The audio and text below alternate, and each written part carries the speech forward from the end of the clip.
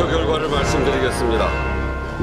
대통령 윤석열 탄핵 소추안은 총 투표수 300표 중 가 204표, 부 85표, 기권 3표, 무효 8표로서 가결되었음을 선포합니다.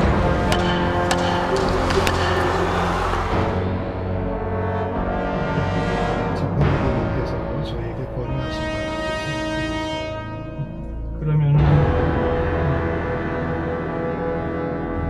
계엄과 관련한 일련의 행위가 내란죄, 직권남용죄, 특수고문집행 방해 등 헌법상의 범죄에 해당한다는 주장은 철회한다는 그런 뜻입니다. 사실상 철회한다는 주장입니다. 그 다음에 탄핵 소추 사유 중에 사실관계가 여러 개가 있는데 그 중에 하나를 제외하거나 철회하는 것은 탄핵 사유의 일부 취하에 해당하기 때문에 국회 재의결이 필요하다라고 하는 것이 그 책 677쪽에 써 있는 내용입니다. 그리고 그때 이 종족수에 관해서는 678변에 탄핵소추 발의와 동일하게 3분의 2의 대통령 같은 경우는 3분의 2의 동의가 필요하다고 책에 그대로 되어 있습니다. 사실관계가 달라졌을 경우로 말하는 겁니다. 그리고 탄핵 심판 청구의 일부 취하나 취하에 대해서는 피청구인의 동의를 받아야 된다고 책 678면, 679면에 그대로 나와 있습니다. 자, 말씀드립니다.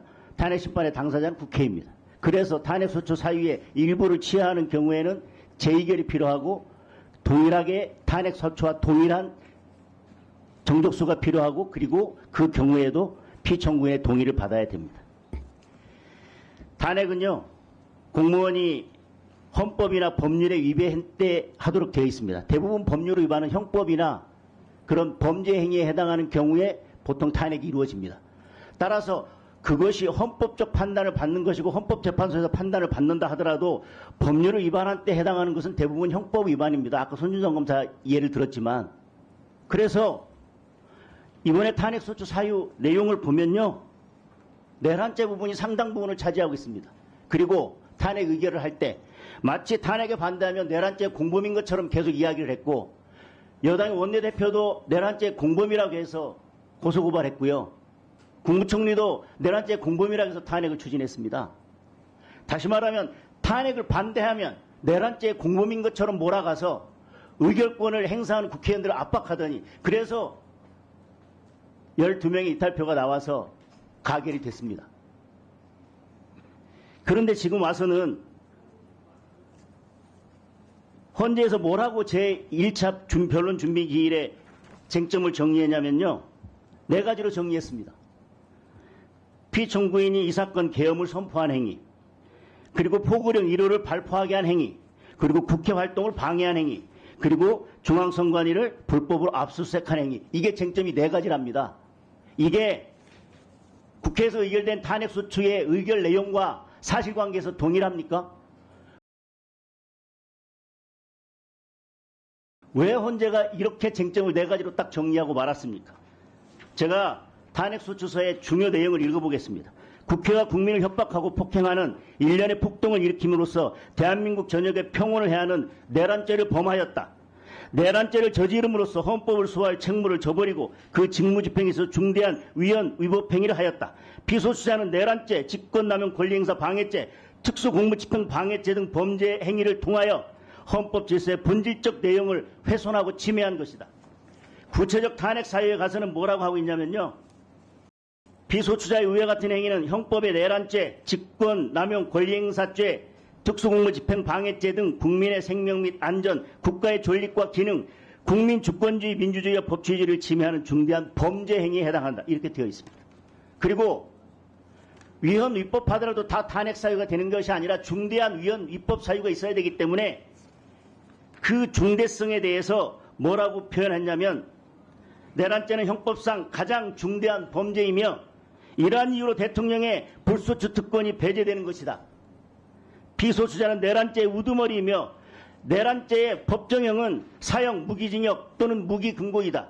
비소추자의 내랑행위, 비상계엄 선포권의 남용은 국가의 존립을 위태롭게 한 헌법과 법률의 중대한 위반으로 그의 파면을 정당한다. 이렇게 되어 있습니다. 탄핵 사유, 구체적인 탄핵 사유, 헌법, 법률 위반의 중대성 모두 다 내란죄의 우두머리이기 때문에 지금 그렇게 됐다고 했고, 내란죄라고 하면 그 형법의 구성 요건에 뭐라고 되어 있습니까?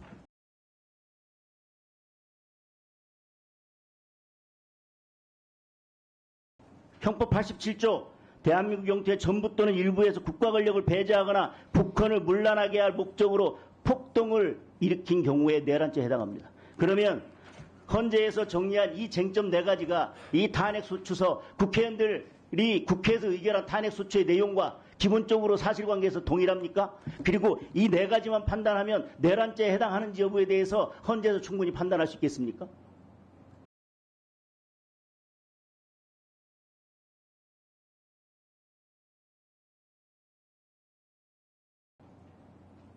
사무처장님 재판해보지 않으셨어요? 재판할 때 재판장이 충분히 증거조사 하신 것 같은데 뭐 굳이 증인신청 더 하셔야겠습니까? 라고 하면 눈치 있는 변호사는 어떻게 합니까? 바로 증인신청 철회하죠. 아, 이거 안 해도 내가 이기겠구나.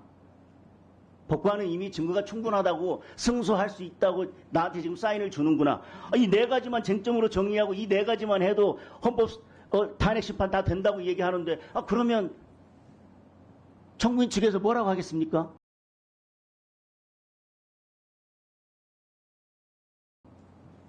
그렇게 쟁점 4가지 정리해 주신 것은 우리는 그렇게 말씀하신 거로 우리는 이해하고 있고, 그렇다면 내란죄 여부가 성립하는지 여부는 우리는 사실상 철회하는 겁니다 라고 답변할 수밖에 없지 않겠어요?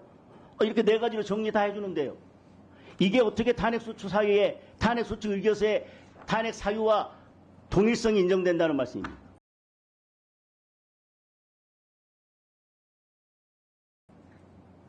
우리가 내란죄를 범했다고 하는 것이 탄핵 사유라면 내란죄에 해당하는지 여부에 대해서는 판단을 하라는 겁니다. 그것이 사형에 해당하는지 무기징역에 해당하는지는 그것은 형사법원에 가서 하고요.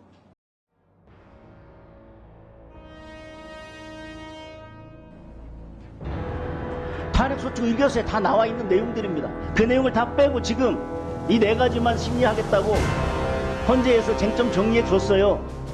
이게 공정한 심판이 되겠습니까?